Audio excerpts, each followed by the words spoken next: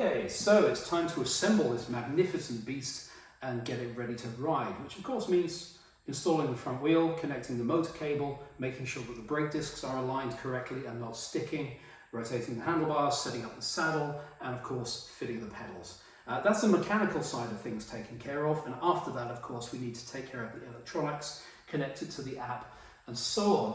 Now, VanMoof have designed this so that you can take the front wheel, put it in this front packaging, and then maneuver the bike onto the front wheel. Now, I prefer not to do that. I prefer to turn the bike upside down to fit the front wheel. It just makes it a little easier when it comes to maneuvering things precisely, and makes the whole exercise a little less frustrating.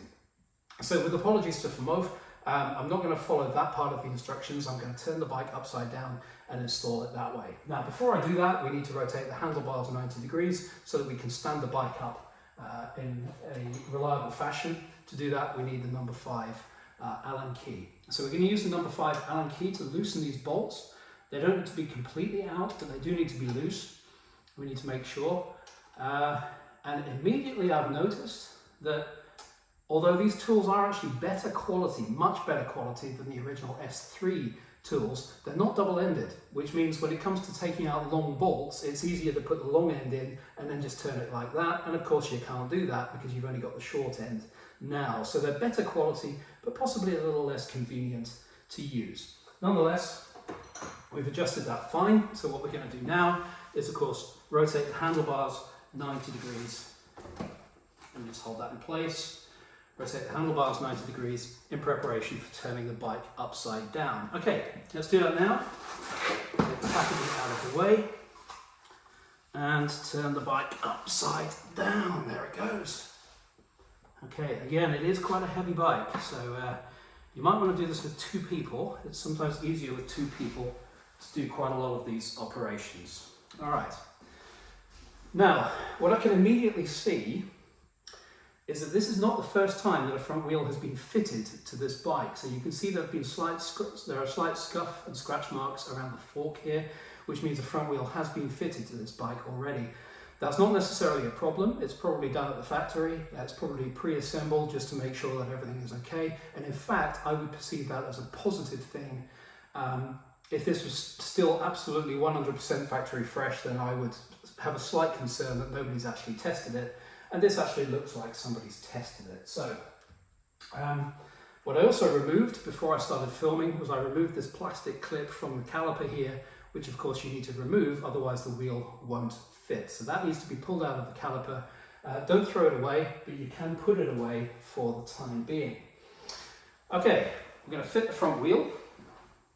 Now the motor cable, you can see here on the camera, the motor cable has an up and a down, and what we need to do, if the bike's upside down, this motor cable needs to be facing up, which means when the bike is turned the other way around, of course, ready to ride, this motor cable is facing down. For now, we're going to leave it facing up and install that as per the instructions.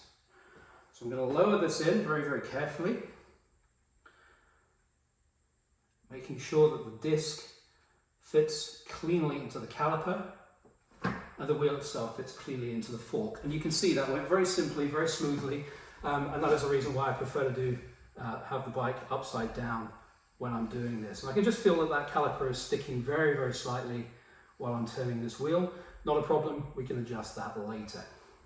Okay, I'm going to fit the motor cable. This is where it gets fiddly, so just bear with me while I do this, because it is a little fiddly, this operation. And there is very, very much a right way and a wrong way to do it.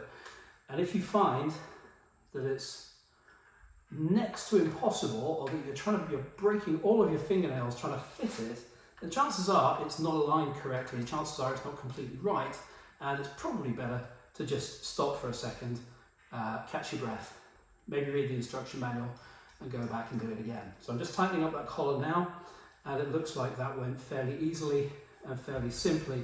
VanMoof have done a lot of work on this connector. It's been a particular problem child for them for a number of years, but they appear to have done it very, very well. There's a very nice little recess there now, which the motor cable fits into, and of course that's where we're going to put the motor cable cap in just a few minutes. All right, so the next thing we're going to do is put the bolts on. They are in our toolkit. Here they are in a little envelope. Open the envelope, tip them out, and what we're going to need are, there's a few screws and a few little rubber caps. We'll put them to one side for a second. And what we're going to need are locking wheel nuts, which look like that, and our spacer rings, which look like that. And we need those two things to go onto the front wheel. So first thing that happens, the spacer rings go onto the axle, like so and like so. And the second thing that happens, our locking wheel nuts. That's one. And that is two.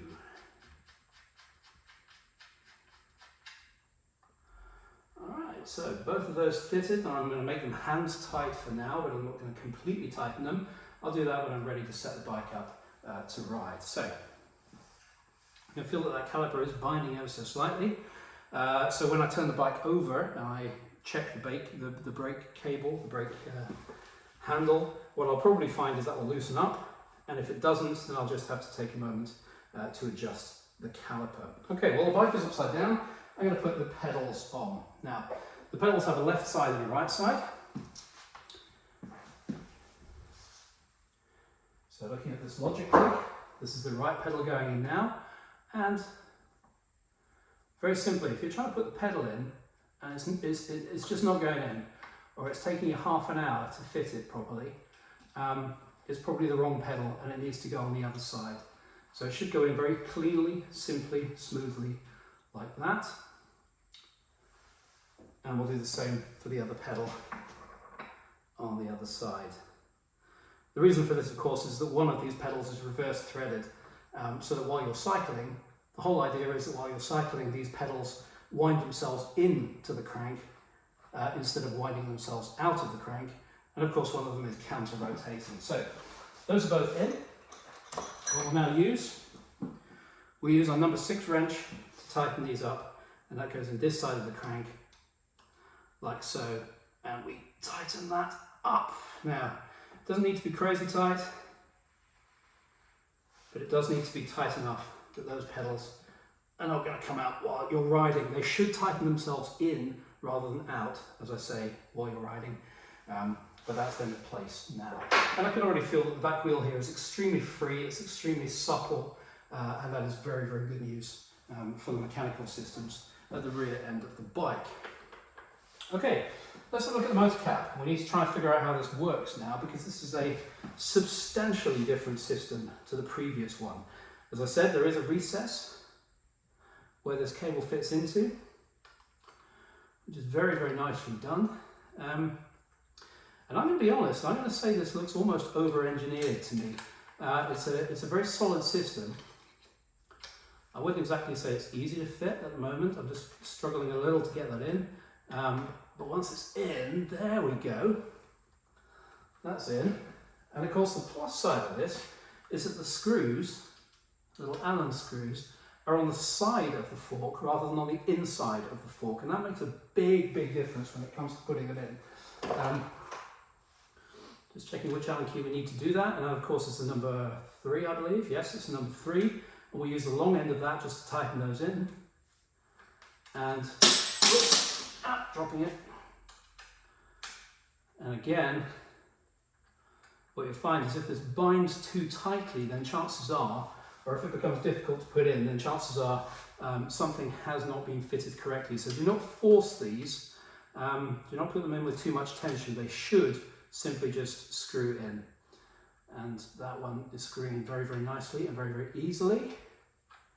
And of course, if I follow my own guidance here, the bottom one was very, very tight to put in. So I'm just going to loosen that up and then I'll try that again just to make sure that I haven't double cross-threaded it or anything similar to that. So no, that seems okay. It seems to fit okay.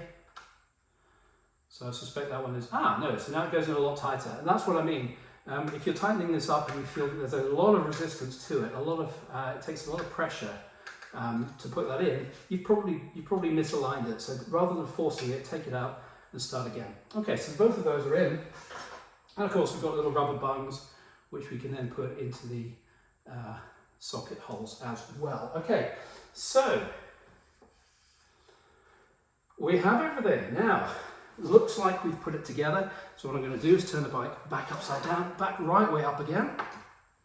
There we go. Extend the kickstand.